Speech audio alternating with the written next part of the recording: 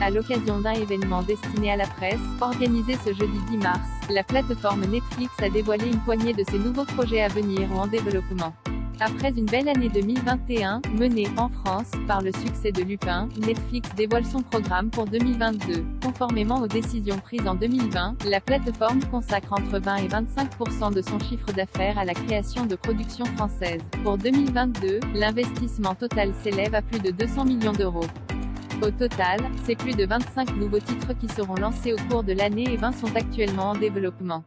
Présentée par une partie de l'équipe créative de Netflix France, la conférence a dévoilé quelques-uns de ses nouveaux projets. Jean-Pascal Zadi sur Netflix. Parmi eux, il y a en place une série co-créée par Jean-Pascal Zadi et François Uzan, un des scénaristes de Family Business. L'histoire suit le parcours d'un éducateur propulsé au cœur d'une élection présidentielle.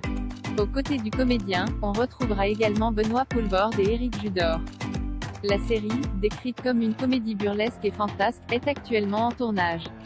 Côté cinéma, K. Harris est attaché à un projet de film intitulé Le Roi des Ombres, réalisé par Marc Fouchard. Le long-métrage est basé sur une idée originale du rappeur qui s'inspire d'une légende ancestrale africaine, un drame familial sur la résilience.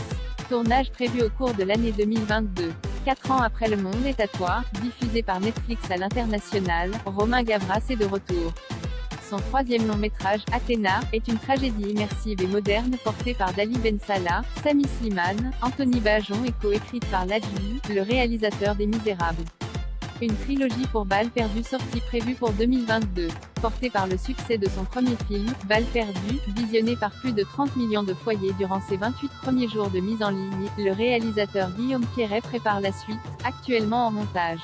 Mais l'équipe de Netflix France annonce également la sortie d'un troisième et dernier opus.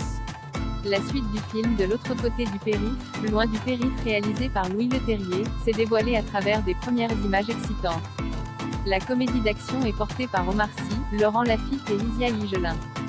D'autres images exclusives ont été dévoilées, comme celle de Notre-Dame, La part du feu, série centrée sur l'incendie qui a touché Notre-Dame de Paris en avril 2019. Le projet, mené, entre autres, par Roche Dizem, est attendu sur la plateforme à l'automne 2022.